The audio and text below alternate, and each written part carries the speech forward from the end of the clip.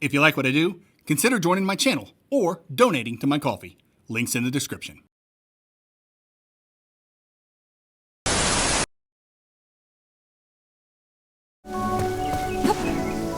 Be careful! Don't get caught in the trap! It's a trap!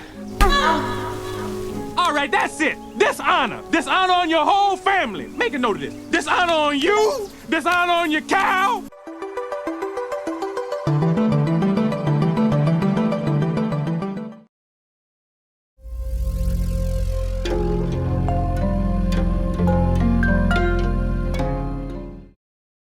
Akatori is a rough one for me because I really wanted to love it. It looks great with its unique blend of pixel art and 3D environments. I was excited about all the parkour speak the marketing kept hyping up, and its combat looked fun thanks to the whole magical staff you recall like Mjolnir angle. But then I played the demo and my excitement tanked. Everything I was hyped for just didn't gel into anything memorable, and the blandness of that demo left me deflated. So when I finally got my hands on the full release, I was already checked out, but I pushed through anyway. I'm a professional after all, and I know a lot of talented people worked hard to make this game happen.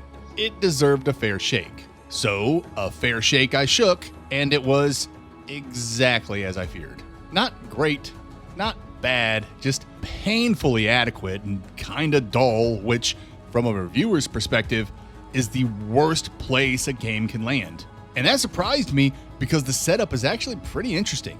You play as Mako, a monk living in a world of gods and amber, a currency that's also deadly to the touch, turning anyone exposed into zombies. Monks are immune to the amberization and serve as guides for the military as they trek into the Amber Castle, where amber is mined.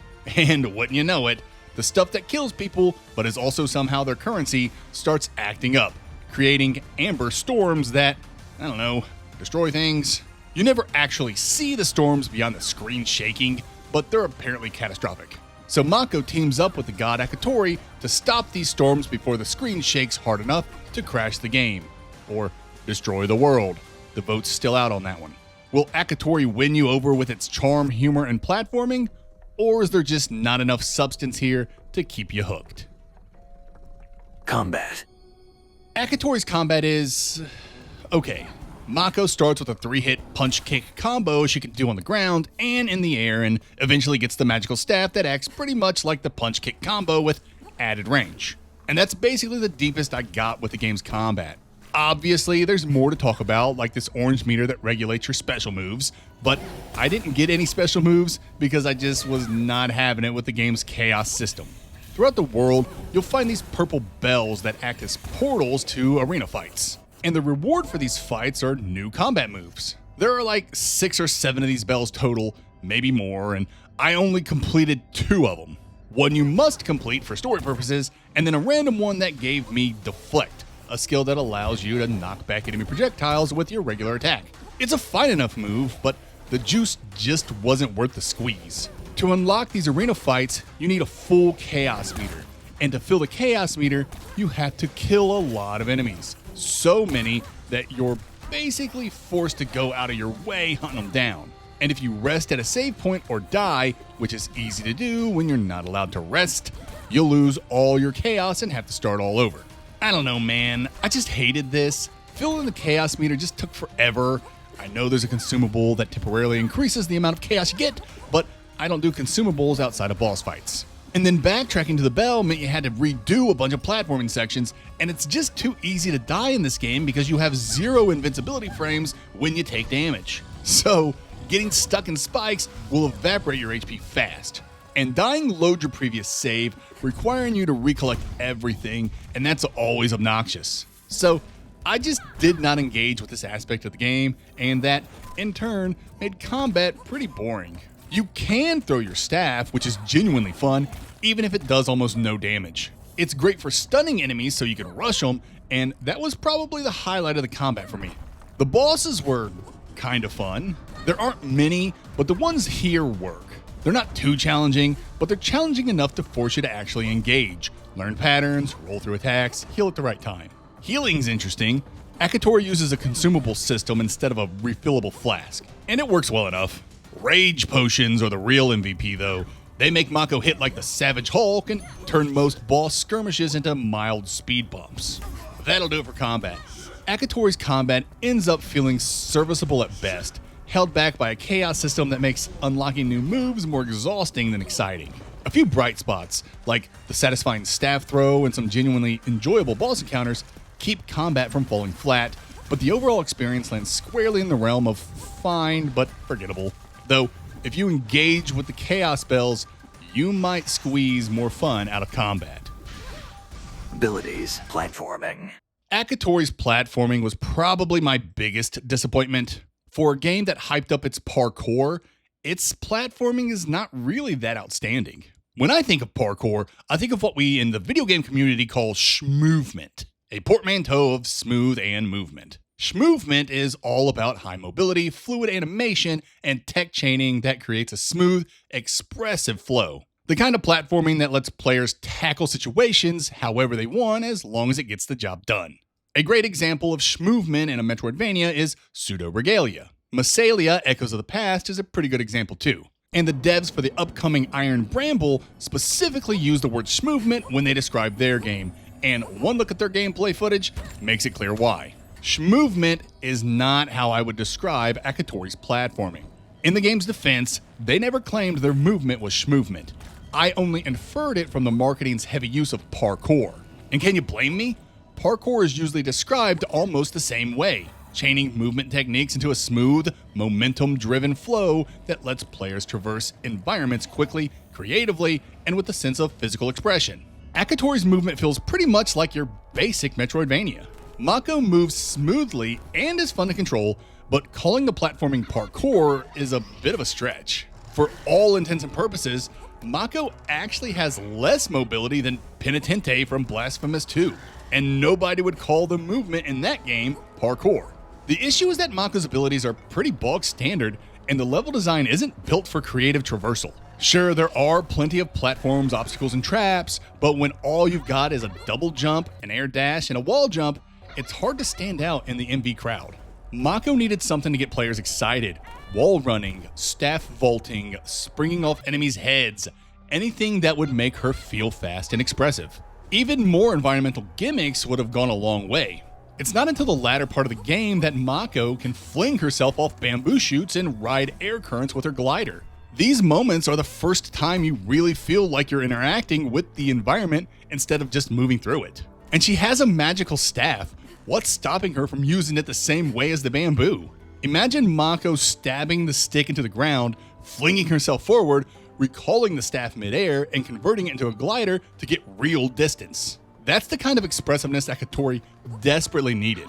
Instead, we got a competently made but ultimately pretty standard Metroidvania platformer with basic, sometimes claustrophobic level design that does little to stand out in an oversaturated market. And it's heartbreaking because there's so much untapped potential here. Progression. Man, I wish I had something to wow you with here, but progression is just not a point of strength for Akatori either. It's so weak that I wouldn't even call it an afterthought. On the Metroidvania spectrum, Akatori technically qualifies as a Metroid-like, but only in the loosest sense. To put it simply, you do not enhance Mako as you play. You get an HP increase for beating bosses, and one shopkeeper sells another, but outside of that, and the chaos spells that grant combat skills, that's it. No XP, no skill trees, no gear, no charms, badges, accessories, or collect 3 of a thing upgrades. Nada. Currency is only used to buy consumables aside from that 1 HP purchase. And there are 0 side quests. We're seriously looking at the bare bones of progression here, at least in terms of character expression, and it's not the best look for a Metroidvania, so keep that in mind and keep your expectations in check if you want to check out Akatori. Exploration. Gosh, I hate to say it, but Akatori's exploration is also incredibly weak. It does have a few positives though, so let's start there. I really like the game's biomes. It's a relatively short adventure with 5 or 6 zones, but each one looks distinct and visually appealing. I'm a huge fan of the Amber Castle, and the Amber Forest is also really neat. And that's basically where my praise ends. Everything else Akatori does with exploration is not gonna attract Metroidvania fans. For starters, the game's aggressively linear, with ability upgrades locked behind story progression. Backtracking is almost non-existent. There are a couple moments where you revisit a biome to move forward, and those were refreshing, but if you backtrack at all, it's mostly for lucky cats. This game's only collectible. They offer a bit of flavor text and backstory, but they're hardly worth going out of your way for unless you want 100% the game. And that's the real rub. Going out of your way is never rewarding.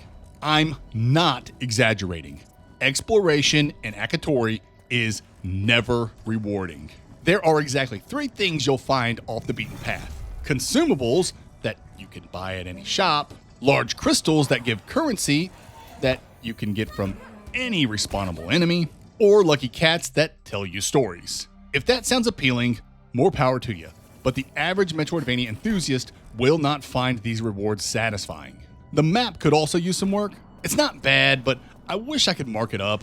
Then again, since exploration ended up being a dud, I suppose that's a moot point.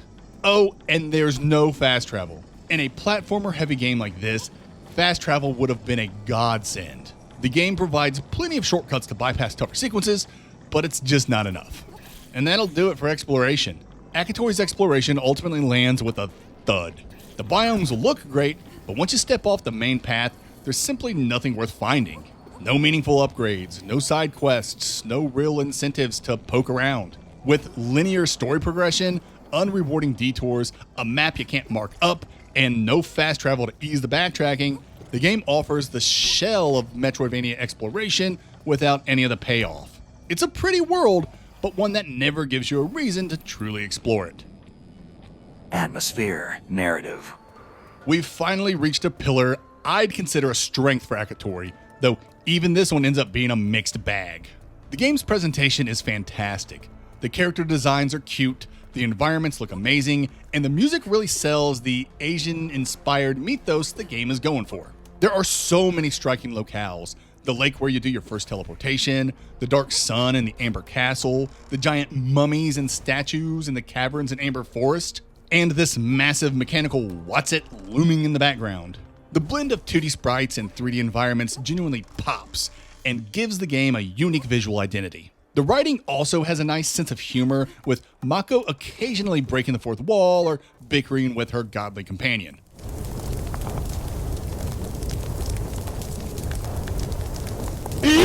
Unfortunately, a lot of the jokes and several emotional beats get undercut by the poor English localization. Some lines are so awkward or nonsensical that they pull you out of the moment. The plot itself is fine, but it's delivered mostly through constant dialogue.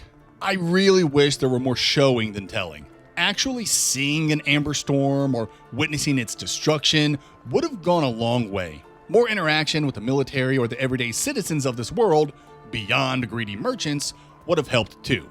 As it stands, the game feels like you're just moving from one area to the next until the credits roll. Never once did I feel like this was a lived-in world. In all honesty, Akatori's world looks and feels more like a series of obstacle courses than an actual place, and as a Metroidvania fan, that's a bit disappointing. That'll do it for this section. Akatori's atmosphere ends up being the one area that genuinely shines, but even here, the cracks show. The world looks fantastic and sounds great, with striking visuals and a playful tone that occasionally hits the mark. But the weak English localization, constant dialogue dump storytelling, and lack of a lived-in world keep the narrative from ever fully landing. Final thoughts and score. Akatori has flashes of charm, striking visuals, a fun staff throw, and a handful of enjoyable boss encounters, but the experience never quite comes together. I can chalk some of its missteps up to my own expectations, but the game simply doesn't do much to differentiate itself from other 2D platformers. It's a solid but unremarkable adventure that's easy to appreciate in moments, yet hard to stay invested in all the way through. I award Akatori a 6 out of 10. Akatori is available on PC and is coming to every major console soon. I played it exclusively on the Steam Deck with 0 issues, and therefore give it a Steam Deck rating of verified.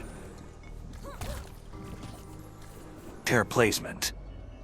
Akatori has the shape of a Metroidvania, but rarely the substance. It offers interconnected biomes, a handful of ability-gated moments, and a light scattering of optional challenges. Yet almost none of these systems meaningfully reinforce one another. Combat and platforming are on par for the genre, but exploration isn't rewarding, and progression barely exists. Akatori flings itself off a bamboo chute and lands in the D tier.